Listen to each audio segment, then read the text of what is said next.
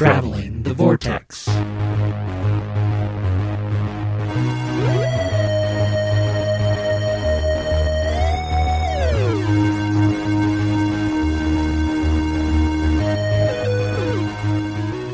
We've joined the old Doctor as he travels the Vortex and arrive at episode number 344. I'm Keith. I'm Sean. I'm Glenn. How are you guys? I'm exhausted. I'm not very tired too, wiped out. Why are you guys so tired? We had a long week followed by a long weekend. And I'll be honest. For good reasons? Well, mostly. I don't remember most of what I did this week. I just know it was long. And I'm trying to get in my new schedule.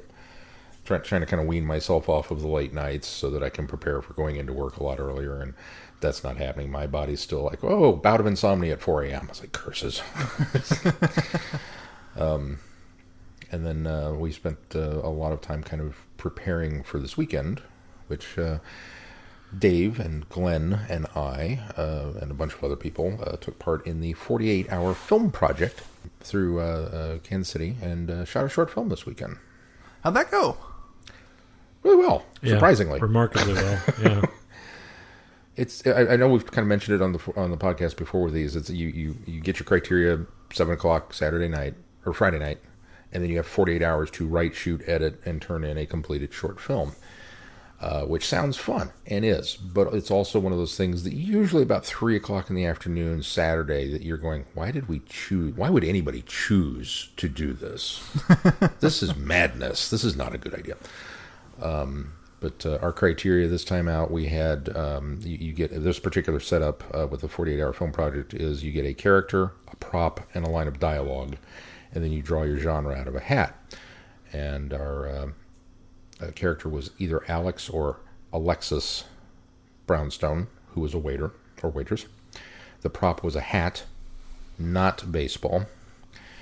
And then line of dialogue was she'll be here. She should be here any minute. And then for genre, we drew either silent film or suspense thriller. And us being us, we kind of managed to do all of those criteria, including both genres. We did a silent suspense thriller, which you could have sound effects and music, but no dialogue. And that makes scripting a little easier, doesn't it? It did, surprisingly. Hey, everybody heard their lines learned by the time they got there. That's even better. That made shooting so much easier because we didn't have to worry about inflection or give it to me one more time or you kind of stumbled over that, and it was just go. But yeah, we had a very solid story knocked out Friday evening, and got home about 2, and I had the script as it was knocked out by 4, which I thought I was trucking. I really thought I was just, no, this is going to be awesome, this is going to be great, I'm going to get to bed early, and then I looked at the clock, and it was 4:30. It's like, meh. Because Friday night's my night not to sleep. Yeah. And then we got up, and we didn't know if we had our location, which was kind of a big concern, and they said, yeah, we could use it, but we had to be done by 3 or 5 or something, and so 5. So we got over there, and we didn't have a lead actress until Saturday morning. Then she came on board and said, yeah, she'd be thrilled to do it. So all the pieces just kind of fell together and the stars aligned and we got everything done. And by the time, I think it was about 4:30, we had everything packed up. We were out of the location and there were only 2 scenes, which amounted to maybe 6 shots that had to be done left. Nice. And so that was all Dave. And then, of course, the editing, which Saturday night's Dave's night not to sleep. But he got it down and turned in, and we've seen it, and I'm pretty pleased with it overall. There's a couple. I can't wait to watch it. A couple little, niggling things that you go, I'd have done that differently, or oh, why did we do that, or oh, we forgot to do that. But considering you have 48 hours, the fact that it came together at all is just, it never ceases to amaze me. Yeah. Not only on our end, but with other teams too. I still think the story is solid. I think it's a solid story. It's a good story. There was just some things in there that we looked back on and went, oh, wish we'd have done that differently. But and it looks great. It really is a little things aside, it's a really nicely polished film that I'm happy with. So that's good. And then today we skipped out because since we had everything done, I had some free tickets to Schlitterbahn but today was kind of the last day to use them. So I was like, well, let's go to the water park because I haven't been exhausted enough this week. So we went and did that, and I got a little bit of sun, not too bad, but I can feel my head doing that tightening up bit. And then I also had a free ticket to Alamo Drafthouse that they had sent me that was going to expire.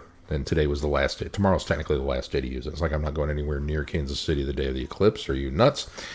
So I thought, well, we'll just do that while we're down there. So we left the park a little early and went to Alamo and went and saw The Hitman's Bodyguard. Ooh, how was it? It is as much fun as you would think a movie that stars Ryan Reynolds and Samuel L. Jackson would be. So just to go with that. And then we came home and got shy and came here. What'd you do? What'd you do, Glenn? You took half of mine. Sorry. No, it's okay. Now, besides the film festival this weekend, I haven't done much. I've been reading... By the way, it was really good to have you on the film fest. It was fun to do it again. I missed you the last several. It was a lot of fun to do it again. We need to get you on one. Again. All of the things that stressed me out so much that I gave up on it for a while were non-existent this time. So well, that's good. It was either nice that I took a break or this one was a lot smoother. I don't know which one. I want to believe that this was much smoother because of what we had. But the only other thing that I can think of, I haven't really watched anything this week. I did... I started... I actually think I started a week and a half ago, but Peter Davison's autobiography... Is There Life Outside the Box? An Actor Despairs. And I'm about halfway through it now. And it is quite interesting. Very, very good book. Kind of surprising because, and I think a lot of people know that he didn't sit down to write he sat down to write about his time in Doctor Who. And then it occurred to him that anybody that would read a book about his time in Doctor Who already know everything they need to know about his time in Doctor Who. And he does talk a little bit about Doctor Who.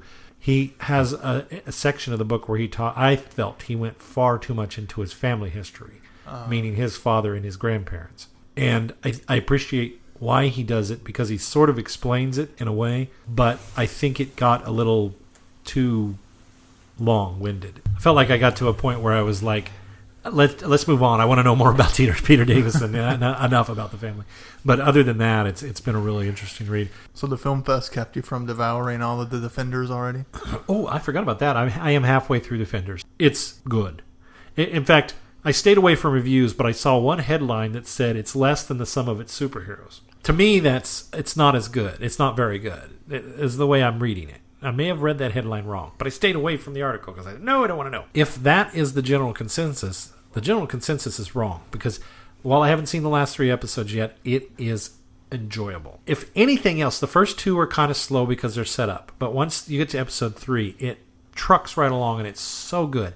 But if anything else, it is beautifully shot. And the brilliance of it is when Jessica Jones is on the screen, there are these hues of purple in the background, and it's very atmospheric in that sense. When Luke's on screen, it's kind of that orangish amber and gold look. When Danny's on screen, it's kind of a greenish hue, and when Matt's on screen, it's red. And then but it's not super noticeable, and it took me a long time to notice it, which is perfect because I love that I noticed it finally, but it wasn't obvious right away. So then I'm looking for it because I'm like, oh, okay, this is really well done. Then when they finally come together, in the first scene they're all together, it's all white because they're in a certain building, and I'm not going to give anything away, but they're in a building, and the whole building's very stark white. And I thought, that's interesting. Then when they regroup afterwards, they're in the Chinese kitchen, which is interesting because this is kind of the headquarters in the comics. They've kind of loosely tied it, which I thought was clever. As they pan around the table as they're having a discussion, as they pan around and you see Matt, there's red wash on the wall. And as they pan around and you see Randy, it morphs into this orange wash, or a green wash, kind of a greenish and yellow wash. And as they get around to look, they've done the same thing there, but they meld so well together that it's not, again, it's subtle, but subtle enough to notice it. And I thought, this is brilliant. And it's written so well, and I'm going on and on about this series that I'm not done yet, and it may be horrible at the end, but really, I'm really enjoying it. They've nailed all the characters still, so they all have those same traits. The things that bothered me about Danny in the Iron Fist series are still there, but no longer bother me, which is impressive because they didn't change his core character, but they made me like him here. I think they've stripped away some of the annoyances, but kept the character there, and so I'm really grateful for that. So, What did you do, Keith? Not a whole lot this week. We celebrated our anniversary in the most new parent way possible of going to dinner and then grocery shopping. Happy anniversary, by the way. Well, thank you very much. And other than that, we finished season 2 of Lost, ready to start season 3. But before we do, we are... You really can stop right now. You really don't have to keep going. Season 4 is great. Is it 4 or 5 I like more? I can't remember.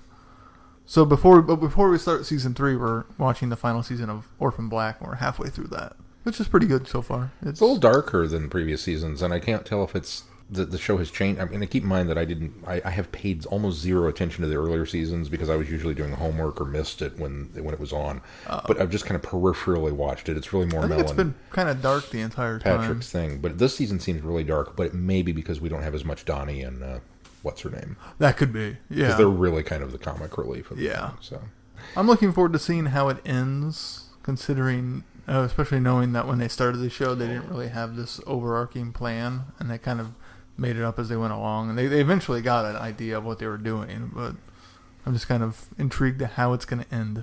Kind of hard to believe that's only 5 more episodes to go for us. That's all I did this week. Shall we move on to news? Let's. Our bit of news this week is they've added a last-minute guest to Time Eddy III. Script editor Andrew Cartmel will be returning. Woohoo! This will be his second, right? Because he was there the first year. He was right. not there last year, and then he'll be returning this year. So that'll be fun. Especially with Sylvester McCoy there, it'll be really cool to see them talk together and hear what stories they can tell together. And once again, we will be there, so if you have not bought your tickets yet, you should buy your tickets. And photo ops are now available to purchase for many of the guests. Which I suppose we should specify photo ops with us are free. Just come up and grab us and say you want a picture. Yeah, Why absolutely. you would want a picture of the three of us, I don't know. But if you want one, just come ask. We'll give you one. Well, yeah, they're absolutely free. If you'd like to donate to the podcast, though, we do that too. Never turn that down. That's right. We'll never turn that down. We do accept chickens. No, we do not accept chickens. Only in the fried We variety. do I will not accept the chicken. chickens. No, we do not. In fried variety. We do not. This podcast in no way accepts chickens. I will accept chickens. The thoughts and opinions expressed by Sean are not necessarily that of Traveling the Vortex. I really kind of want to go buy a whole bunch of chickens now and put them in Glenn's backyard, like overnight, and just have him. They wake won't be up. there by morning. I don't have a fence. I'd leash them. Oh, okay. Well, To your new deck. You're going to leash the chickens? That's cruel. That's cruel and inhumane. They'd be almost free range. Almost free. I guess it is better than a cage. These aren't pinned. Well, are they free range? Not exactly. Let's just call them leashed. I just like the idea of you waking up, getting the kids ready, having a cup of coffee, looking out in the backyard, and there's chickens. If you left a rooster, we'd have a wake-up call. So, should we move on to feedback now? Or do we have more news? That's all the news I let's had. move on to feedback. Our bit of feedback this week comes from Robert. And Robert writes, odds and ends. Hello. Just wanted to drop you a line about a couple of things. First, I'm glad Red, White, and Who got a mention. I sent them some material about Who fandom in the Wichita area back in the day. I knew Stephen Hill back when he was part of the Chicago Who group, The Federation. They did quite a few fan videos. You can see some of the videos on their YouTube channel. And here's a link in case you need it for show notes, which Glenn will put in the show notes. Looking forward to seeing the book, although it might be a while before I can afford to buy the hardback. Next, I remember Sean expressing an interest in watching Babylon 5. Yes, I still have that interest. If you or any other listeners would like to watch it, it became available on the Go90 streaming service a few months ago. Go90 just has the series, not the pilot movie, the TNT movies, or the spin-off series Crusade. The service is free, and it's a good quality service. At the time, they also picked up a few other sci-fi series like Fringe and the Sarah Connor Chronicles. Hey, it's almost 2 months to Time Eddy. Really looking forward to it. Otherwise, it's all quiet around here. Keep up the good work. Robert. Thank you, Robert. Thanks, Robert. Good to hear from you. I'm looking forward to seeing you at Time Eddy. And I'm very excited that Babylon 5 is available somewhere. And free. And free, even better. I'll add that to my list. The long list. The very, very long list. The very, very long list. All right, shall we move on to our reviews? Let's. What are we doing first? Orbis. All right. The Doctor has fallen to his death. His companion, Lucy Miller, has returned to her life on Earth, grief-stricken. Then one night, an alien visitor arrives at her front door and shoots her. Could it be that Lucy's days with the Doctor are not over? She will only find the answer on the planet Orbis, a planet where all forms of life are facing violent extinction. Bum, bum, bum. I liked this one. This one was fun. Following up the last two-parter, it did not quite reach the levels of storytelling for me. But as a method to reunite the Doctor and Lucy, it was a good story on that aspect. As a good way to get them back together and really enjoyable. A lot of fun to listen to.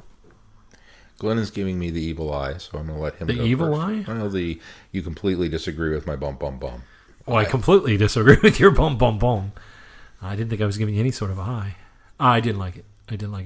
I think part of it's because it doesn't come anywhere even close to meeting the bar set by the last two stories, which were, to me, flawless and excellent.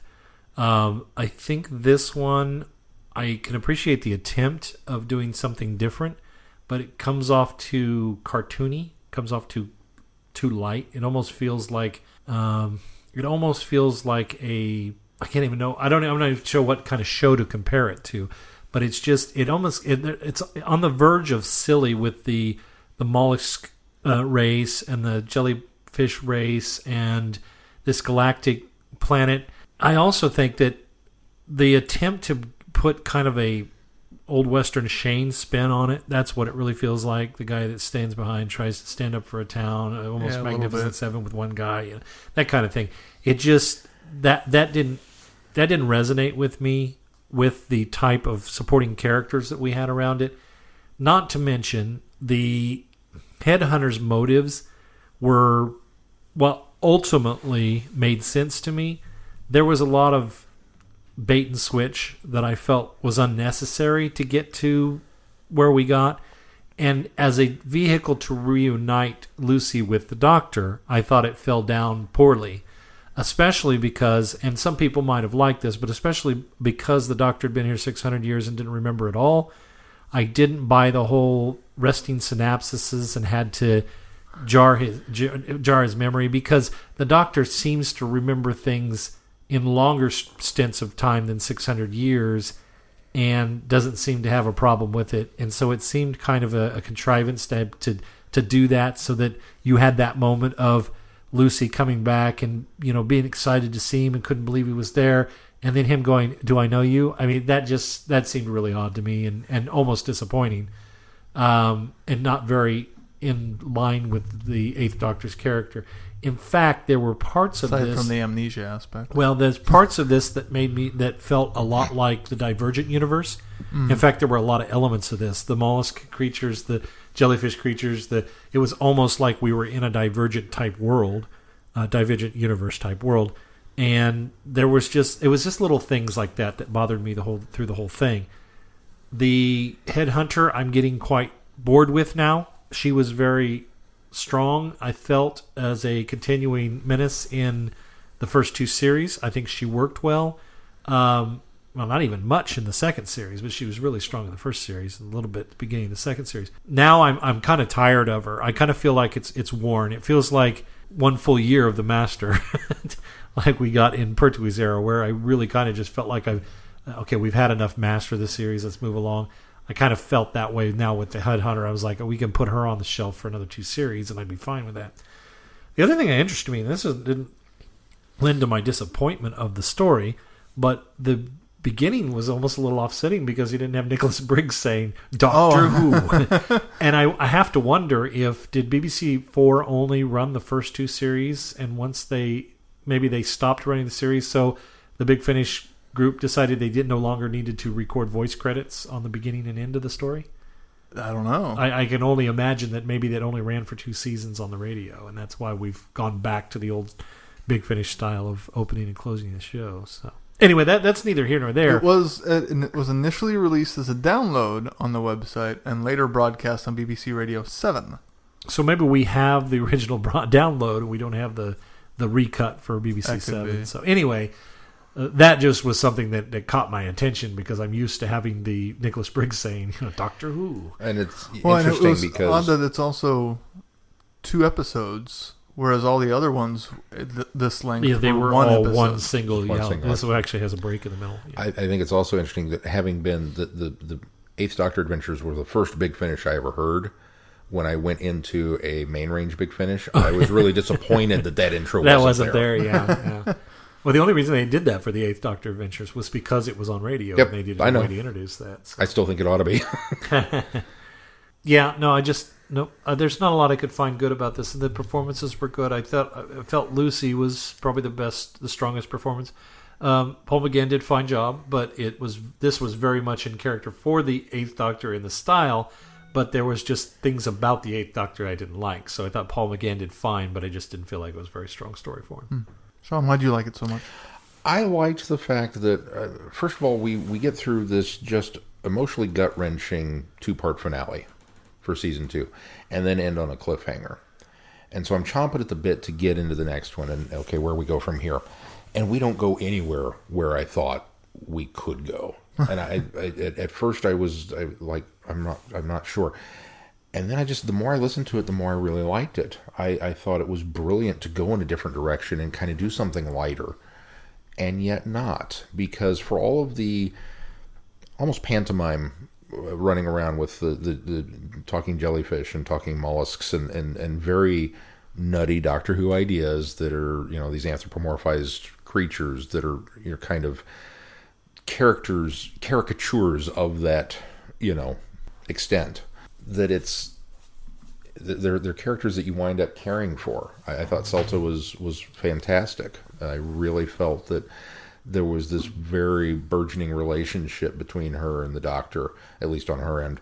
And then as the little dollops of the story came out, that he's been there for 600 years. That it's not just, because he makes the comment about, you guys are so short-lived. You would think that a mayfly had a longer lifespan. It's like, okay, so they've got short lifespans, and that's why it seems like old Doctor's been here. No, he's been there forever. It's like, oh, wow, okay. What does that do to somebody? He's still the Doctor, but he's had such a limited... I mean, what if Pertwee's Doctor was stranded on Earth for 600 years? What would that have done to him? And why is the Eighth Doctor okay with it? Is it because he's the Eighth Doctor, or is it just because he's kind of maybe accepted the fact that I've had a good run, this is it? I mean, there were all kinds of complications and things to think about with the way that was set up, and I just really, really enjoyed it. I agree with you on the Headhunter. I kind of thought after the 2 seasons that I was done with her, and her presence here really doesn't add anything to the story for me. Unless you catch, there's a scene at post-credits. I don't know if anybody caught that or not. Oh, yeah, we'll always be listening. From now on, right? And so now it's kind of like, oh, okay, so there's a little bit more here to her reason for being. That was another detriment for me, because that solidified the case that continuation. She's going to be another continuing thread for this series. So. But at least if she's going to come back, because I didn't think she needed to be here. I think you can tell the story without her, quite honestly. But if you're going to write her in, at least there's a grand plan. It's not just a happenstance. Oh, well, we've got Katarina Olsen available, and we can just write the character in and do something with her. It's yes, there's a reason for her. I was like, okay, I'm willing to give them the play out to see what happens. Of course, I already know what's going to happen. I agree. I think Lucy Miller was great. Sheridan just was phenomenal, bringing this character back, and her passion and her drive to rescue the Doctor just really, really touched me. And I think Lucy's an interesting companion from the standpoint that she does things that I think if a television companion did them would annoy me, like her continual xenophobia. That she's just terrified of everything. Centipede. Jellyfish. And it's just kind of like, you've done enough traveling, you should be over this by now. But for some reason with Lucy, it's still very endearing and funny. And I don't know why that is. I think it's because after her initial shock, she gets over it and is fine with it. It's just she's shocked to see something non-humanoid. Yeah, maybe that's it. But so when she goes through it again, and I love the Celta bit with her, that biped, slap, just biped, wake up, and they have their exchange, and then these are tights, and she runs off with them. I don't know. There's just a lot of little moments throughout this that I really enjoy. I kind of liked the cartoony aspect of the jellyfish and the mollusks. I don't know why. It was maybe because the previous ones with Morbius were so dark that lightening it up a little bit was kind of like, all right. But here's another thing that I have a problem with that is because it doesn't quite gel with the end of this where everybody's wiped out. Yeah, well, and that's the beauty of it. That was another thing that I felt. Number one, this time bullet thing I think was kind of silly. I mean, conceptually, it seems like a good idea, but they seem to be playing it very fast and loose and very comical, especially with the describing of it. And part of that's because of the delivery from Lucy. It's because she's given it to us on the very Earth-based level of what it is. It's actually a temporal bullet, but we keep calling it a time bullet at some point. And so her then shooting the doctor, that seemed odd. I can see that she's going to the extreme because she knows the time bullet, can put him down, but then she doesn't necessarily have to kill him. So that was kind of weird to me as well. Not to mention, by doing that, she's almost to the point where it's like, well, this thing's we're just gonna let the planet take care. It felt very selfish that she pulled the doctor, and of course the headhunter's helping, but too. Yeah, and then after that, the doctor has spent 600 years with this society, and probably grown to know many, many generations of these people, and then at the end, it's like, oh yeah, okay, I guess we'll go save the Earth. It didn't seem like he expressed enough remorse for this essential genocide or wiping out of these species, at least on this planet. That didn't go over well with me, especially since for about 2/3 of it, we're doing this cartoony kind of silly tongue-in-cheek stuff, and then suddenly we're wiping all of them out, and we're being a little bit okay with that at the end. That was bothersome. The tonal shift when we got really once the Molluscari arrive on Orbis, and it takes that strange turn that these are rather cartoon caricature bad guys that then begin to purposely terrorize the jellyfish so they can eat them. That for me was really kind of the first, ooh. Yeah. This turned dark. And it should have angered me that we went from one extreme to the other. I don't know why I feel it works. It does. I think it's maybe that the Galaxy Quest analogy where she goes, oh, look, they're so cute. And Sam Rockwell goes, have you even watched the show? They're going to be horrible. Something about that, I think, it's so cartoony, it's so over the top that when it does rear its head and the fangs come out, it's kind of like, aha, there it is. I don't know, but I thought that worked. But it did get steadily darker and steadily more upsetting. I mean, when the sound design of the screaming on the beach as this feeding frenzy is happening, it was very unsettling for me. And then to find out that the doctor screws up, that to me was huge. I don't know, because I've talked before about how the doctor comes in and he saves the day, and sometimes it's through luck, and sometimes it's through, because he is smarter and more clever than everybody else, and sometimes it's through just sheer boredom that he's just going to talk the enemy out of whatever they're going to do because that's what he does. And so putting the doctor in this amnesia state where some things he remembers and some things he doesn't, and having him activate this manipulator and then realize what it's doing and that he is to fault for wiping out not only generations and generations of these one species that he's very friendly with, but the bullies. And that they really don't have any other choice but to leave or stay there and die. And he's willing to stay. And then Lucy shoots him to get him out of there. It was very effective for me. I liked the fact that this is a side of the Doctor that we don't get to see very often. We don't get to see his failures. They don't often get paraded out in front of us.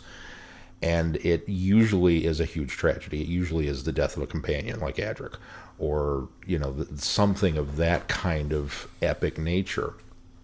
And I kind of feel like they really took an interesting tact on, yes, we saved the galaxy and the universe as we know it, and you defeated Morbius in this epic story that we had no way of knowing what was going to happen.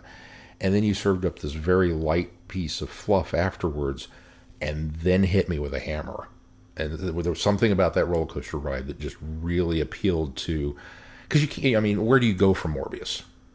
Those two stories were so good. It's just, where could you possibly go? Well, we go somewhere you don't expect to go, and then you come around and bam, hit me with this. I don't think it had to be something as like insanely cool as the Morbius stories, but from going from one extreme to the other, I think it should have been a little more of a slight slope than such a steep slope. Ordinarily, I would agree with you. I would totally be right there with you. I don't know why this one spoke to me this way. I think that I would have been okay with the way that it ended had the Doctor showed a little more remorse at the end. I think there was almost too many beats of dialogue after that with the, so the Earth needs saving? Okay, let's go. You know, that was what bothered me the most about it, because it seemed like there was this horrible thing, and he should have been more remorseful for it happening. Even if it was the right thing for Lucy to do to take him out of there, he should have had a little... In fact, I wish they would have left it with him angry and then got over it the next episode. At least I had some time passage there, but he was just a little too flippant with the, okay, well, let's go off and save your planet. He's a little more remorseful. He's a little more subdued, especially for the Eighth Doctor. This is much more... This is much less the shoes they fit perfectly. We're going to go back to brooding Divergent Doctor, I suppose. I don't even want to say Divergent. I agree with you. I think that last bit of dialogue is just a little bit too much, and it would have been better if they'd ended it there.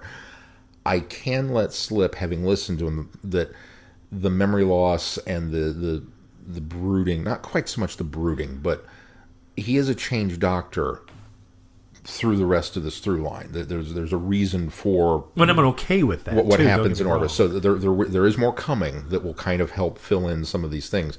And a lot of it is memory. A lot of it is that he's still uncertain of who he is as a person now. That he thinks he knows, but he's kind of rediscovering that. So the Eighth Doctor is the amnesia Doctor. He went through this in the Eighth Doctor Adventures. He went through this in the Zagreus Zagreus period. He went through this in the Divergent Universe period. It's kind of his. It's kind of interesting how he's kind of going through all of this and spent all that time on Orbis, and it's almost, and knowing now that he's kind of questioning who he is, or he thinks he knows who he is, that it's very similar to Without a Regeneration, end of 11 into 12. It's just all in the same incarnation. That's kind of interesting. I look forward to exploring some of that then. Yeah, I enjoyed the run, and like I said, maybe it was just... I don't have delts for the series. I just think this was a weak story. This was a weak, especially for a first story of the series. I would have expected a better outing than this. So, but I still have faith. You didn't like it better. I still have faith in the story. I still have faith in the season. Well, what's funny is, having listened to it before, and I went back and re-listened to it today while we were on the road. And as I was listening to it, I was kind of calling back up all this is why I liked this story so much. It was just fun. And I bit into it again.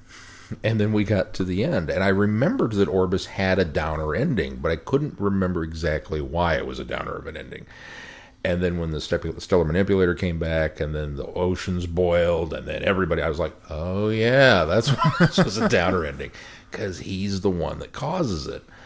And I sat in silence in the car for a little bit, and Mel was like, wow, that kind of sucked. I was like, yeah. She goes, I think I liked it. I'm like, yeah, I know I liked it. I don't remember it being that heavy, but it is. And I think that's why I like it. I don't know. It's kind of a strange one for me to like, because, I mean, you guys know me. This should be one of those that I should be railing against, going, no, they missed it. And I just like this one. I wish I could put it into better words as to why. Your love of the Eighth Doctor. Well, and that's it too. Paul McGann is so good. I notice as we do Eighth Doctor series, you rarely have a bad thing to say about him. No, I like to think that I'm fair. I was not fond of the Divergent universe. Paul's always great. No, I mean, especially in the Eighth Doctor Adventures. The Eighth Doctor Adventures are a little easier to like, and I maybe it's because they're easily digestible. I like the hour-long format. I've said that before. But it shouldn't have anything to do with storytelling, though. I like Lucy, which is an added bonus. I really thought Cresostria is played by Andrew Sachs, which apparently was on Faulty Towers.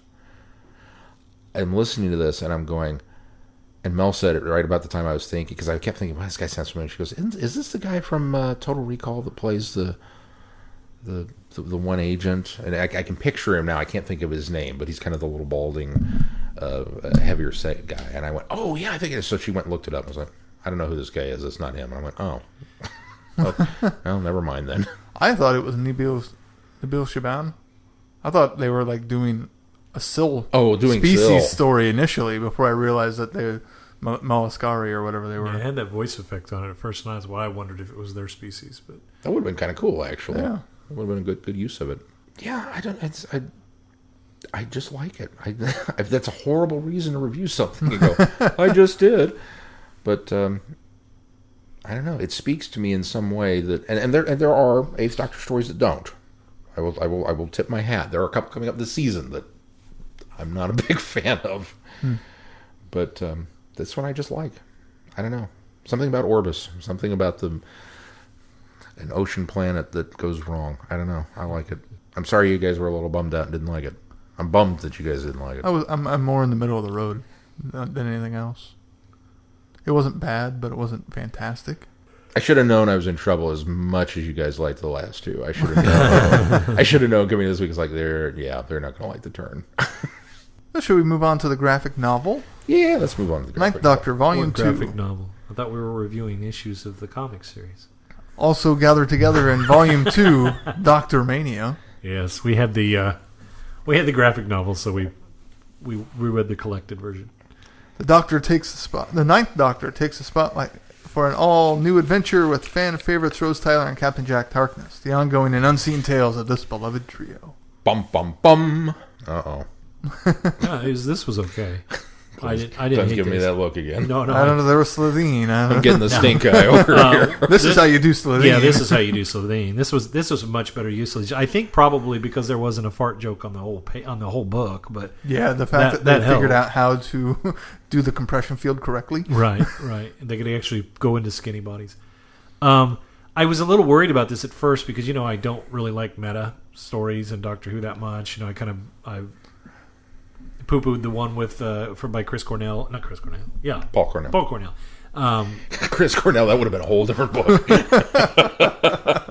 That they did at the end of the Matt Smith era. The IDW. The IDW run. I think that there was a set recently about the 12th Doctor ones that traveled with him that were the comic artists too. That I had a problem and that with, line where they redid the Boneless in the comic books that you weren't a big fan of. Yes. So when they get a little meta with it, I'm not a fan of that. I just don't. I don't think those stories work well. I think they're self-serving, but this one starts to look that way and then goes a completely different direction, and it works really, really well.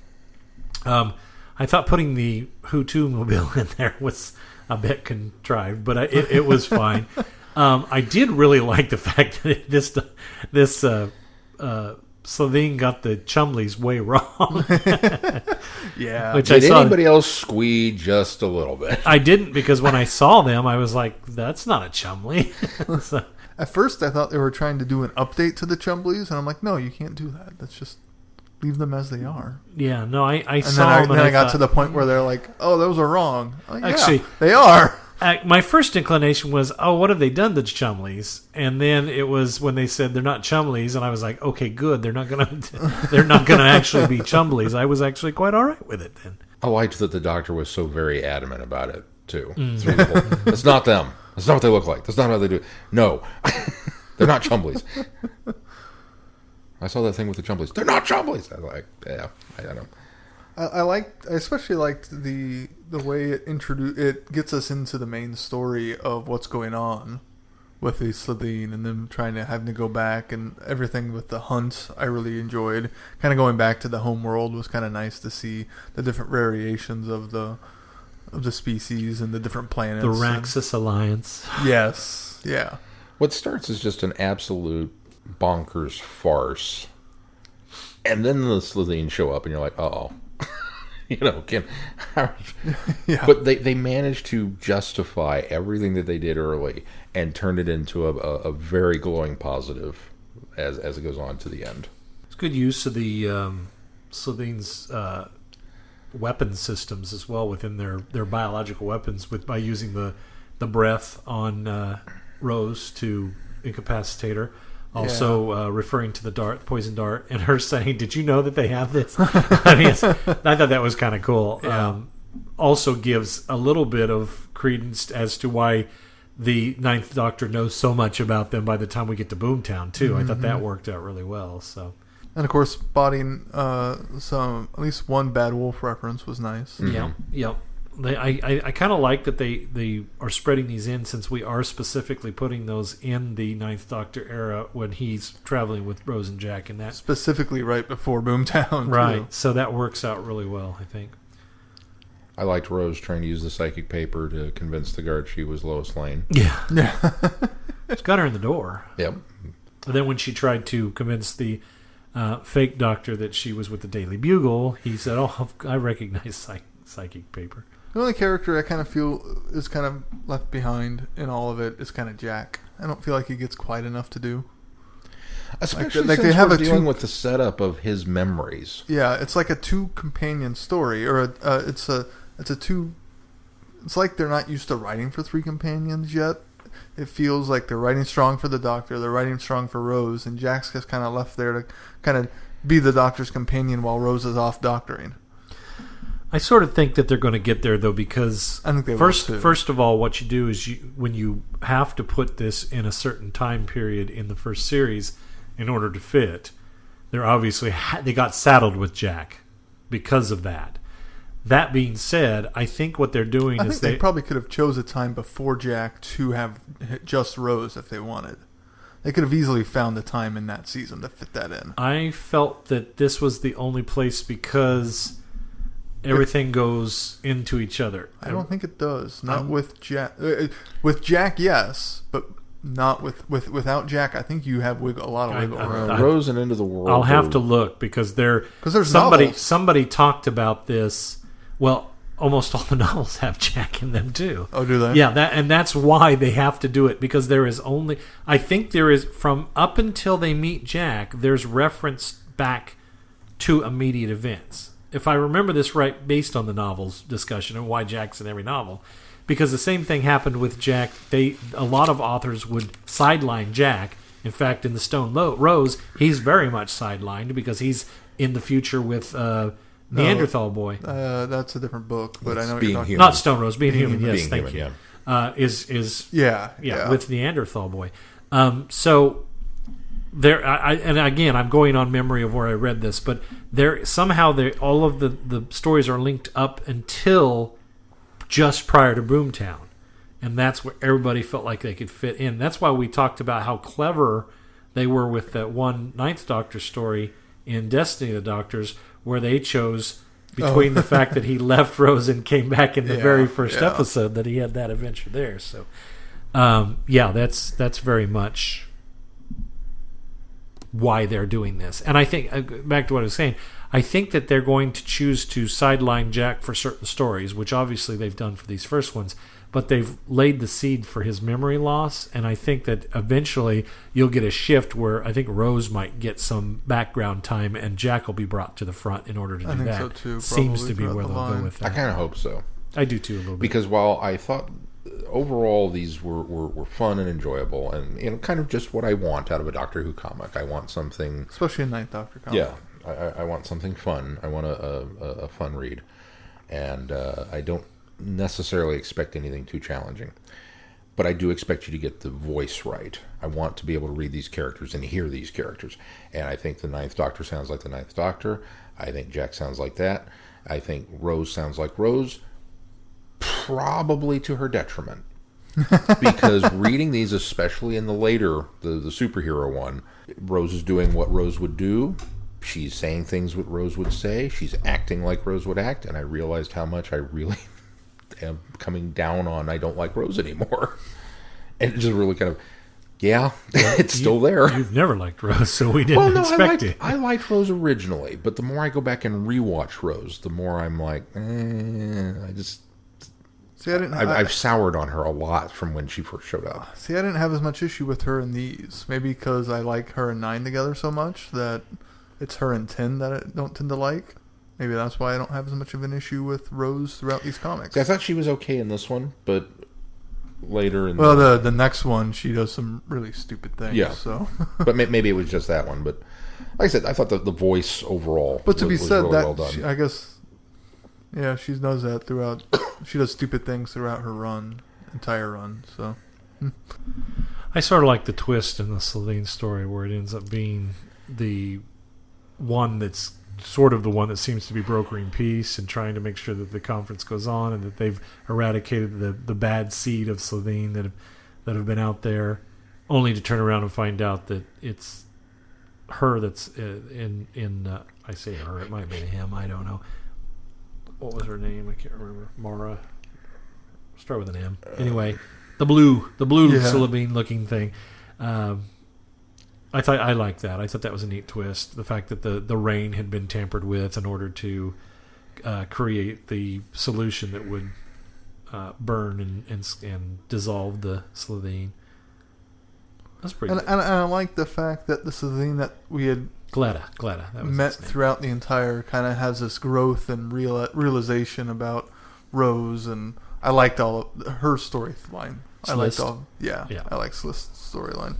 I did feel that the ending was a bit cheap. Like they get up there into the space station or the weather station, and then they show back up, and it's like, how'd you get here so quickly? Time travel. Well, okay. So you solved the issue off camera with time travel. Okay. It feels like a quick way to wrap up a story that they didn't quite know how to finish, but it's a comic, so I'll also let it go. I'm a bit more forgiving on that sort of thing because I know there are a limited number of pages you have to work with. It's unfortunate, too, because it was going so strong up until that point. It was really... It felt like it was paced well. It was moving at a good clip. You know, the Doctor rides a dinosaur. They could have easily taken an extra... Gotten rid of the dinosaur romance thing at the very end of them getting back in the TARDIS to expound on how they solved the issue. Yeah, I'd have been okay with that. I don't know. What do you guys think of the superhero one? I liked it a little better. Just from the standpoint of there was a lot of squee in this one. I like the fact that with Mickey and Martha, and that was kind of cool that Mickey turns up and automatically my brain's going to, okay, this is much later Mickey, and he cannot meet up with Jack or Rose. I this guy, and I liked it. In fact, I like the idea that he's trying to reach out to the Doctor, realizes he's got the wrong version, and then he's trying to shut it down and go, no, go away. You're not the one I wanted. Yeah. Because knowing that it's early enough in the Doctor's timeline that it could mess things up. Knowing that Mickey now is well experienced in this kind of thing kind of helps as well. I do like that Mickey and Rose and Jack never see each other, which works out really well, with the exception of Rose thinking she got a glimpse of Mickey, and the Doctor playing on here. No, there's absolutely no way that could have happened, So that was kind of cool. And the fact that, and the reveal that Martha has been the one that has been converted to one of the gargoyles. Yeah, which completely avoids that issue of the Doctor meeting Martha before he's supposed to, because he doesn't even know that this Mickey is married to a future companion at all. Right. Yeah. Right. Tiny little squee moment where one of the monsters in the Mickey flashbacks was a weevil. Yeah. I thought that was cool. I like the concept too of this interstellar punch through punch tunnel, causing, it's something that no one would suspect or even see, because it's kind of trans-dimensional kind of thing, way to travel, kind of a sloppy way to travel, but they've punched it through the Earth. It's gone through San Francisco, and it's bleeding residual energy that is causing these lights. That's also then changing the people of San Francisco, or at least this crew here so far. Yeah. I like the concept of they don't like these gargoyles because these gargoyles started showing up at about the same time their friends disappeared, and so they have this issue with them. And that was the neat thing at the beginning, is you think Mickey's there to rescue the couple from the gargoyle, and he's there to stop the couple from attacking the gargoyle, and finding out later that there's a reason for this. But kind of the audience or the reader learns a lot sooner than, of course, anybody in this book, that the gargoyles, the reason why they show up and people disappear is because they're the same one. They're the same people. They've just, advanced in this mutation. I thought that was kind of neat. I think at the end it gets a little sloppy in the fact that what's his name kind of shows back up again, and the doctor's like, "Oh, of course you're on the you're behind this, trying to make a buck thing." I kind of agree with you. Rose very much defaults to first series Rose when she joins up with these people. I thought she was really strong in the first one, especially sticking up for Sylph. And then in this one, it's like, oh, gonna run off because I can fly and I see a handsome boy. I just that was a little, he's a pretty boy. Oh, I fell off a building. Yeah. Oh, I can fly. Okay. Yeah. I do like everything about Rose in this particular story annoyed me. I do like that she's being affected and Jack's not, and Jack does genuinely seem to be doing his darndest to try to watch out for her and keep up with her.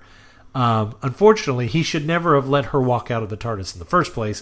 That was the major flaw right there. Yep. But on her own anyway. But at least he follows her to be able to be sure to help, and does catch up with the doctor in order to try to, say, hey, Rose is in trouble. We've got to figure this out. So he doesn't feel so much sidelined in this one as he does just ineffectual in this one. Yeah. Yes. Very ineffectual. Because he seems to be there all the time, and he seems to be trying. But he's ineffectual. Did you guys catch the reference to the movie? There's a reference I can't remember where it's at, but there's a reference in here somewhere of a previous San Francisco activity. Oh yeah, I didn't catch that one. Yeah, it's very subtle. Very. Well, subtle. that's where my brain went initially when he first discovers, why is it only happening in San Francisco, and he says something to the effect of, well, because it's it's not just an aurora borealis; it's a result of this. And that's where my brain went, and then I had to back off of that because they didn't really go any further with it. And I thought, well, maybe I'm reading way too much into that because of my love of the Eighth Doctor. I just read it as a reference to the movie because they then went on I'm sure give that's us all a different thing. Yeah, but Clom, that's who it was. The problem with you mentioned Jack being sidelined is it's kind of the problem we get a lot with a crowded TARDIS, where we have a story that they want to tell and it involves new character A, and so one of the existing companions has to be locked up, or that's kind of what they've done with Jack. The only difference here in this story is that, well, it's old companion B. I mean, it's Mickey that's kind of taking the place of Jack doing something in the story. And you're right, it's not so much in this one that Jack's written out. It's old companion B and C. You got Martha there too. Yeah. It's just that I really like revisiting Mickey so far down the road. Well, and this is such a great Mickey. Yeah, it's that Mickey we all grew to love by the end. Anyway, we jokingly call him Mickey the Idiot, but we all loved where he went with it. And so to bring him back and give him a shot at 9 was kind of like, yeah, that was very satisfying in a way that I didn't know I needed. It's also good in the sense that we never the really badass Mickey is that scene at the end when the 10th Doctor's going back and revisiting, and we see Mickey and Martha. We got a little bit of that, but now we know that they're like they're out there hunting down bad guys and together as a team. Yeah. And so we don't get much more of that other than that glimpse, and this is almost a continuation of that, which I thought was neat.